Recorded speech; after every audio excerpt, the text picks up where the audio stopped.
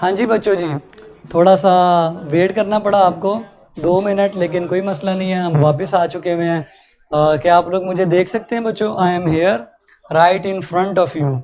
थोड़ी देर के लिए आप लोग मुझे देख नहीं पा रहे थे तो आप लोग परेशान हो गए थे, मुझे पता है, लेकिन अब मैं वापस आ चुका हूँ। हाँ जी, इशू रिजॉल्व कर लिए बेटे, हम आ चुके हैं, तो परेशान ना हो। हाँ जी, और सुनाए जी, क्या हाल चाल है? ठीक है, सारे ठीक हैं? ये तो मैंने पूछ लिया था। आज हमने स्टार्ट करनी है एक्सक्रीशन इन इनवर्टिब्रेट्स। कुछ जानवर ऐसे हैं जिनको हम इनवर्टिब्रेट्स कहते हैं, उनके अंदर हमने एक्सक्रीटरी सिस्टम को स्टडी करना है और मैकेनिज्म देखना है कि कैसे उनके अंदर एक्सक्रीशन होगी। तो मेरे बच्चों, सबसे पहला जो ऑर्गेनिज्म है आपका, दैट इज हाइड्रा। हाइड्रा में कोई इम्पोर्टेंट स्ट्रक्चर नहीं होते, सिंपल सा ये ऑर्गेनिज्म है, निडेरिया से इसका ताल्लुक है, इसके पास कोई एक्सक्रीशन के लिए स्ट्रक्चर नहीं होते। और ये अपनी एक्सक्रीशन कैसे करता है? ये अपनी एक्सक्रीशन सिंपल डिफ्यूजन के मेथड से करता है। ठीक है, डिफ्यूजन के, इसकी बॉडी इसके एनवायरनमेंट से आइसोटोनिक होती है या आइसोस्मोटिक होती है। सो ये डिफ्यूजन के ज़रिए अपने वेस्ट मटेरियल्स को एनवायरनमेंट में निकाल देता है। सो डिफ्यूजन हो जाती है वेस्ट की। स्पेशल कोई मैकेनिज्म हाइड्रा के अंदर प्रेजेंट नहीं होता।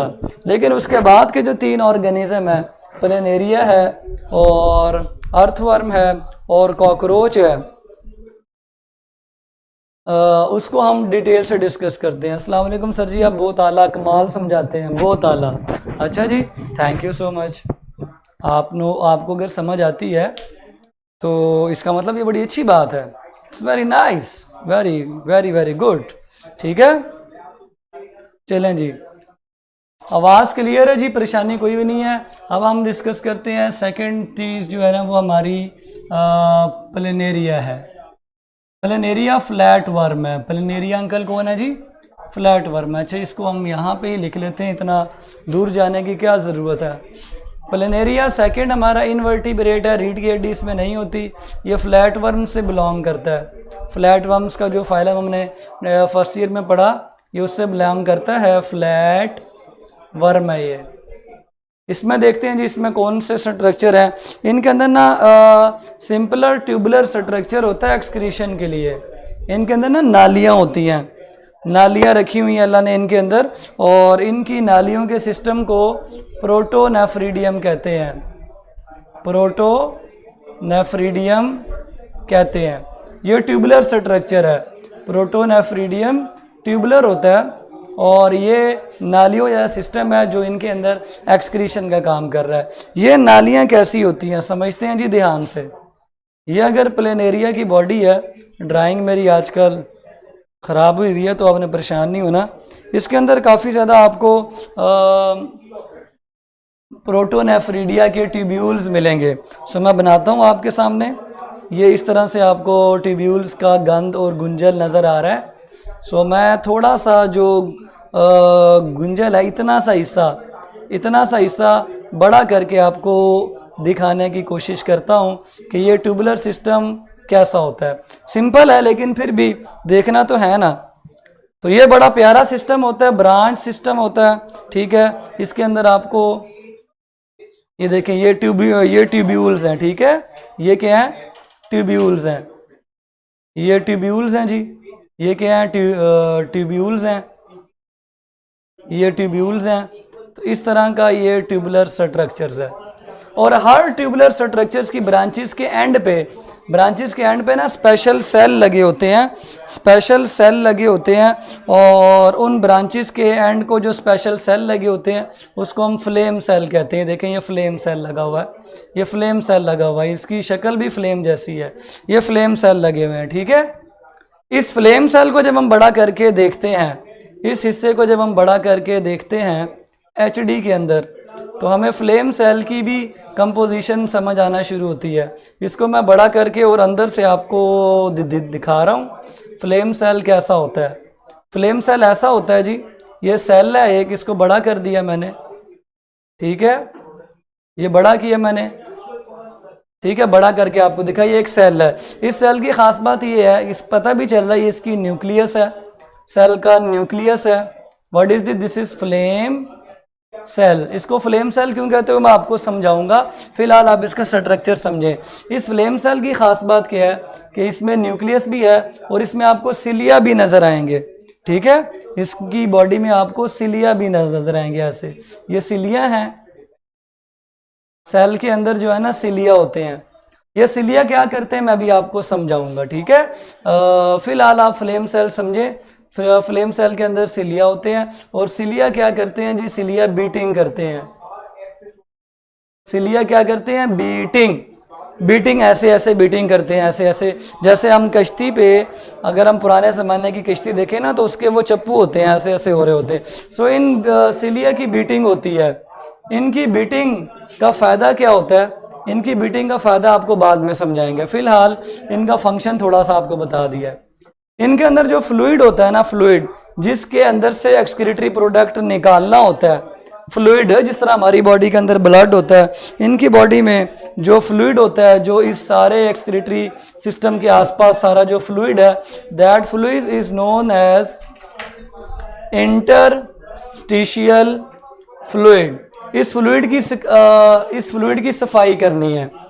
इस फ्लूइड की जब हम सफाई करते हैं तो कैसे सफाई करेंगे, फ्लूइड जो है ना वो इसकी बॉडी के अंदर एंटर होगा। ठीक है, फ्लूइड एंटर हो जाएगा फ्लेम सेल के अंदर। जब फ्लेम सेल में फ्लूइड एंटर होगा ना तो ये जो सिलिया हैं ये बीटिंग करेंगे, ये फ्लूइड को आगे फॉरवर्ड करेंगे। आपकी बुक में लिखा हुआ है प्रोपेल करेंगे, प्रोपेल करेंगे। प्रोपेल का मतलब उनको धक्का मारेंगे। Propel fluid into tubular system. ये ट्यूब्यूल है, ये क्या है जी, ये ट्यूब्यूल है। ठीक है, यहां से फ्लूइड ने ट्यूब्यूल के अंदर एंटर होना है तो उसको धक्का मारेंगे ये वाले सिलिया। ये ऐसे ऐसे ना उनको इस तरह करके प्रोपेल करेंगे। सारा फ्लूइड जो फ्लेम सेल में दाखिल हुआ था वो फ्लेम सेल से की अंदर मौजूद सिलिया से कहाँ चला गया, ट्यूब्यूल के अंदर। इस ट्यूब्यूल के अंदर आ गया। ठीक है, यहां से एंटर हुआ, फिर इस तरह फ्लेम सेल से होता हुआ ये फ्लूइड ट्यूबुलर सिस्टम में आ गया। ट्यूबुलर सिस्टम ने इसकी एक्सक्रीशन कर देनी है। ट्यूबुलर सिस्टम ने इसकी एक्सक्रीशन करनी है। इसमें से जो है ना ये वेस्ट मटेरियल को निकाल लेंगे और जो वेस्ट होगा वो यूरिन की शक्ल में बाहर निकल जाएगा। बाहर कैसे जो है वो निकलेगा, स्पेशल सुराख होंगे इन ट्यूबुलर सिस्टम्स के अंदर। उन सुराखों को नेफ्रिडियोपोर कहते हैं, नेफ्रिडियोपोर कहते हैं। फॉर एग्जांपल यहाँ पे एंड पे एक सुराख होगा, ये वाला, ये नेफ्रिडियोपोर है। इधर मैं आपको बना के दिखाऊं तो ये सुराख हो सकता है। दिस सुराख इज नोन एज नेफ्रिडियोपोर। ठीक है, तो थर्ड इंपॉर्टेंट चीज इसकी आउटर पोर है, आउटर ओपनिंग है जिससे वेस्ट मटेरियल यूरिन बाहर निकल जाएगा। एक्सक्रीट मीन बाहर निकल जाएगा, रिलीज हो जाएगा। यानी कि फ्लूइड फ्लोएम सेल से दाखिल हुआ ट्यूबुलर सिस्टम में और ट्यूबुलर सिस्टम के अंदर यूरिन बन गया ना, वेस्ट मटेरियल का यूरिन बन गया। और यूरिन फिर जिस सुराख से बाहर निकलता है उन सुराखों को नेफ्रिडियोपोर कहते हैं, नेफ्रिडियोपोर कहते हैं, जिससे यूरिन बाहर निकल जाता है। सो दोबारा रिजॉल्व होगी, आपने परेशान नहीं होना। हम कहाँ पे थे, हम यहाँ पे थे कि प्लेनेरिया के अंदर एक्सक्रीशन कैसे हो रही है, वेस्ट मटेरियल कैसे निकल रहा है। सो मैंने कहा प्लेनेरिया के अंदर जो फ्लूइड है इसका नाम इंटरस्टिशियल फ्लूइड है।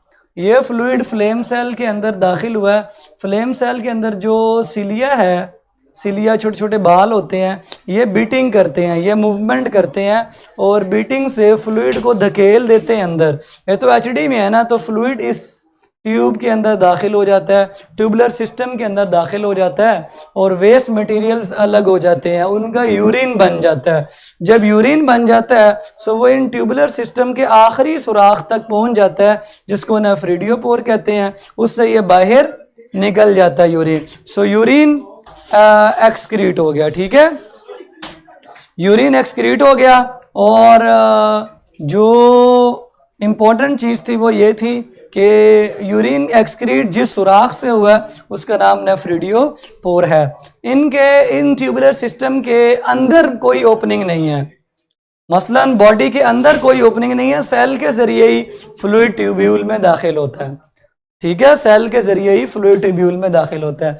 जब ये सिलिया बीटिंग कर रहे होते हैं, जब ये सिलिया बीटिंग कर रहे होते हैं, मूवमेंट कर रहे होते हैं, तो इनकी बीटिंग ऐसे लगती है जैसे ये फ्लेम फ्लिकर कर रहा है, फ्लिकरिंग फ्लेम से रिजेंबल करती है जी बीटिंग। इसकी जो बीटिंग है वो रिजेंबल करती है फ्लिकरिंग ऑफ फ्लेम से। दैट इज़ वाई हम इनका नाम फ्लेम सेल रखते हैं। जिस तरह शोला जल रहा होता है, शोला जल रहा होता है, जिस वक्त इनके सिलिया बीटिंग से फ्लूइड को धक्का लगा के ट्यूब्यूल में दाखिल करा रहे होते हैं, उस टाइम इसकी लुक एक शोले के जलने जैसी आ रही होती है, जैसे शोला, आग का जो शोला होता है वो जगमगा रहा हो, इसलिए इसका नाम फ्लेम सेल रख दिया गया। सो बच्चों, मैं थोड़ा सा रिवाइज कर देता हूँ। फ्लिकरिंग मीन जलना, ठीक है, जैसे शोला जलता है, ठीक है। फ्लूइड कहाँ से आता है? बॉडी के अंदर होता है। इस पूरी बॉडी में फ्लूइड मौजूद है, जिस फ्लूइड का नाम इंटरस्टिशियल फ्लूइड है। इस इंटरस्टिशियल फ्लूइड ने फ्लेम सेल में दाखिल होना है और फिर फ्लेम सेल के सिलिया ने उसको धक्का लगा के ट्यूबुलर सिस्टम में भेज देना है। ट्यूबुलर सिस्टम में उसका यूरिन बन जाएगा और यूरिन जो है वो बाहर निकाल दिया जाएगा।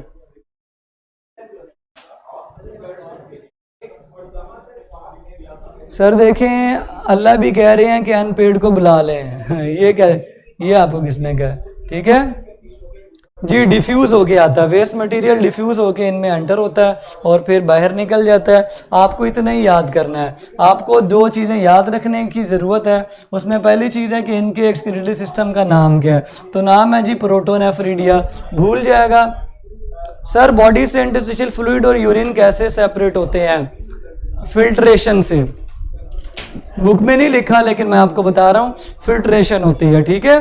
फिल्ट्रेशन होती है इन ट्यूब्यूल्स के अंदर, और फिल्ट्रेशन से यूरिन इंटरस्टिशियल फ्लूइड से अलग हो जाता है और इस पोर से बाहर निकल जाता है। अल्लाह ताला ने हर चीज़ का निज़ाम रखा हुआ है। अब इतना ज़्यादा लेवल आपकी बुक का नहीं है कि उसमें इतनी एक्सप्लेन की जाए। खैर, फिर भी मैंने आपको बता दिया फिल्ट्रेशन होती है।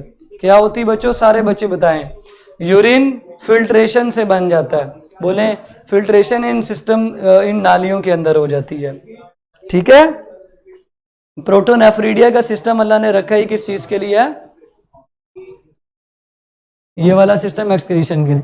सर प्लेनेरिया का अपना कोई न्यूक्लियस नहीं होता बेटे, प्लेनेरिया एक पूरा जानवर है, पूरा जानवर ही इनका नाम है। So urine is formed in these protonephridial tubules. So urine बन जाएगा और वो निकल जाएगा। सो फिल्ट्रेशन का वर्ड लिखा नहीं हुआ, आपको समझाया ताकि आप लोगों को पता चल जाए कि इंटरस्टिशियल फ्लूइड से यूरिन कैसे बन जाएगा। हमारा यूरिन पता कैसे बनता है? जब हमारे गुर्दे ब्लड को फिल्टर करते हैं, हमारे गुर्दे ब्लड को जब फिल्टर करते हैं, फिल्ट्रेशन करते हैं, तो यूरिन बनता है। इसी तरह इनके अंदर गुर्दे तो है नहीं, इनके अंदर तो प्रोटोनेफ्रिडिया ही है।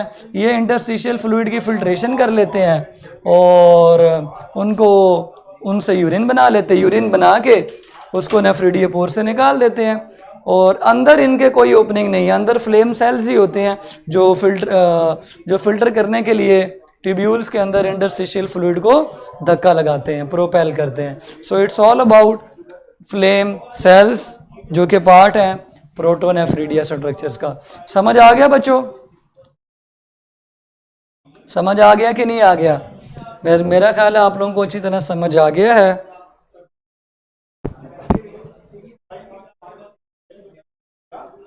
कोई क्वेश्चन है तो मुझसे पूछे, जैसे कुछ बच्चों ने क्वेश्चन पूछे। आज मेरा दिल था कि मैं आपको अर्थवर्म भी पढ़ा दूं, लेकिन नहीं पढ़ा सके हैं, तो इसलिए जो है आज आप इतना ही कर लें। कोई सवाल है तो मेरे से पूछ लें, ठीक है। हाँ जी बच्चों, लाजमी पूछें सवाल। सर प्लेनेरिया कहाँ मिलता है? प्लेनेरिया आपने खाना है, आपने खाना है, ठीक है। फर्स्ट ईयर में पढ़ा था, आप लोगों ने, ये फ्लैट वर्म्स होते हैं, जिस तरह लिवर फ्लूक भी फ्लैट वर्म है, ये सारे पैरासाइट्स भी हैं, कुछ पैरासाइट्स नहीं भी हैं। तो प्लेनेरिया आपको मिल जाएगा मुख्तलिफ़ चीज़ों में, ठीक है बेटे। जो 5 मिनट रह गए हैं, 35 पे हमारा ख़त्म होता है। 5 मिनट में अर्थवर्म नहीं पूरा होगा, 5 मिनट में तो उसमें समझने की ज़रूरत है, ठीक है। फ्लेम सेल बेटे मैंने समझा दिया आपको, ठीक है, दोबारा रिपीट कर लें। जो नहीं बताया उसमें से चीज़ें हैं जी ये लॉन्ग क्वेश्चन है जी, आपने खाना है तो खा लें। फ्रेश वाटर्स का जो आमतौर पर जो फ्लैटवर्म्स हैं, इन फ्रेश वाटर फ्लैटवर्म्स का जो यूरिन होता है, फ्रेश वाटर फ्लैटवर्म्स का जो यूरिन होता है ना, वो आमतौर पर डिल्यूट यूरिन होता है, डिल्यूट यूरिन होता है, ठीक है। दे एक्सक्रीट डिल्यूट यूरिन। ये डिल्यूट यूरिन, दो पैरासाइटिक फ्लैटवर्म्स हैं जो आइसोटोनिक होते हैं, वो सिर्फ नाइट्रोजनस वेस्ट को ही रिमूव करते हैं।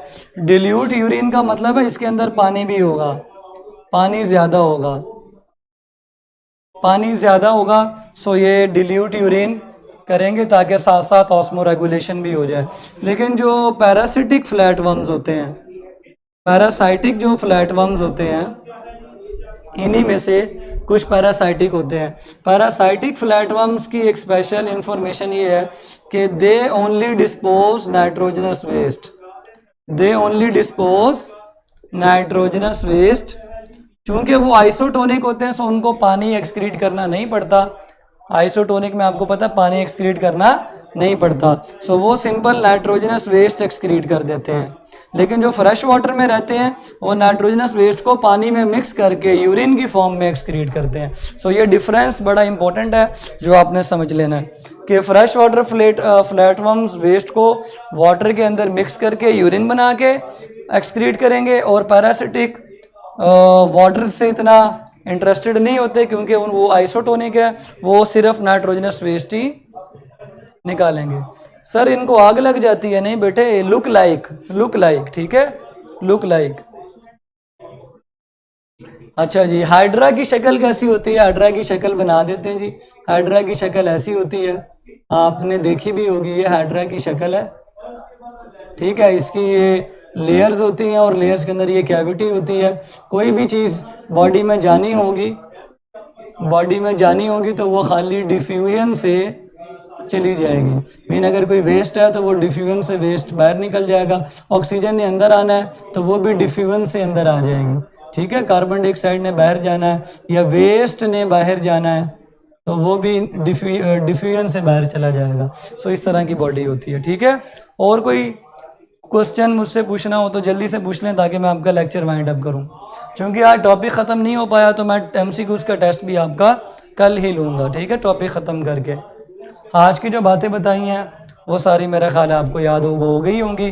कल मैं आपसे ना ये सुनूंगा भी, मैं आते ही पूछूंगा आपसे, ठीक है जी। वैस लाइक बॉडी होती है, क्लियर है बेटो? अगर याद हो गया तो मुझे क्लियर का मैसेज कर दें बच्चों जल्दी से। Everybody comment clear if you have understood all things. जी ये लॉन्ग क्वेश्चन है, प्लेनेरिया वाला लॉन्ग क्वेश्चन है, ठीक है, प्लेनेरिया वाला लॉन्ग क्वेश्चन है। मैं कहूँगा जी मुझे इसका जवाब दें, जो जवाब नहीं बताएगा फिर मैं उसको हाईलाइट करूँगा। हाँ जी, आप क्यों नहीं बता रहे?